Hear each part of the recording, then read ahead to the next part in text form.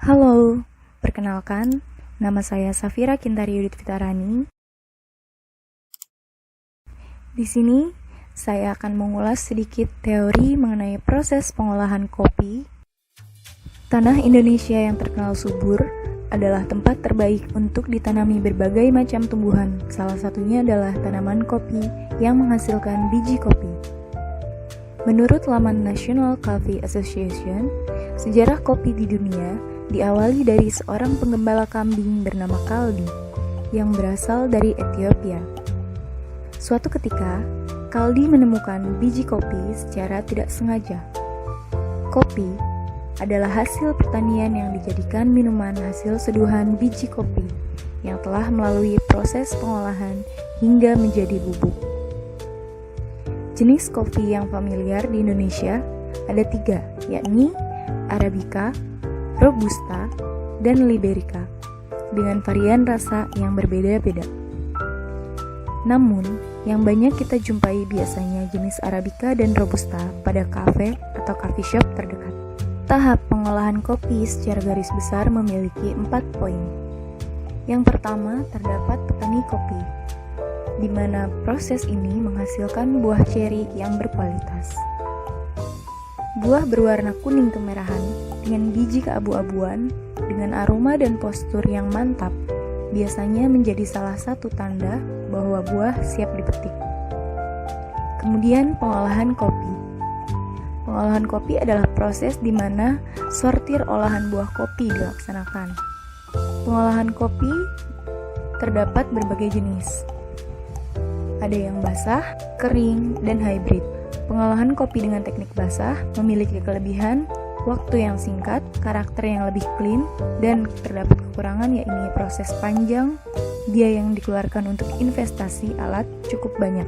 Sedangkan untuk teknik pengolahan kopi kering memiliki kelebihan, mudah dilakukan karena tahapannya sedikit, kemudian karakternya yang kompleks, dan terdapat kekurangan yakni over fermented sehingga susah mengatur kadar keasamannya. Dan yang terakhir adalah teknik pengolahan hybrid atau gabungan dari teknik basah dan teknik kering.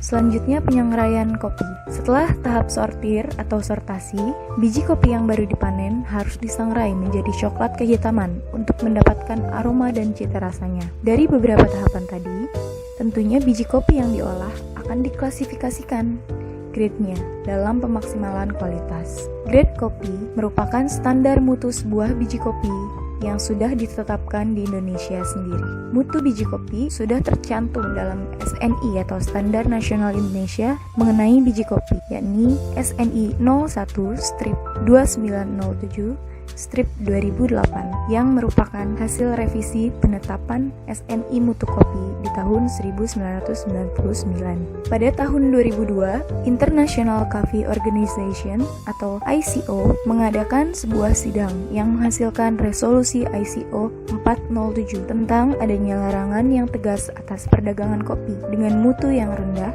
dan program perbaikan mutu kopi yang mulai efektif diberlakukan sejak 1 Oktober 2002. Beberapa standarisasi dalam resolusi ICO 407 yakni kopi Arabica penilaian cacat maksimal 86/300 gram sampel menurut standarisasi mutu Brazil atau New York. Kopi Robusta penilaian cacat maksimal 150 per gram sampel menurut standarisasi mutu Indonesia atau Vietnam.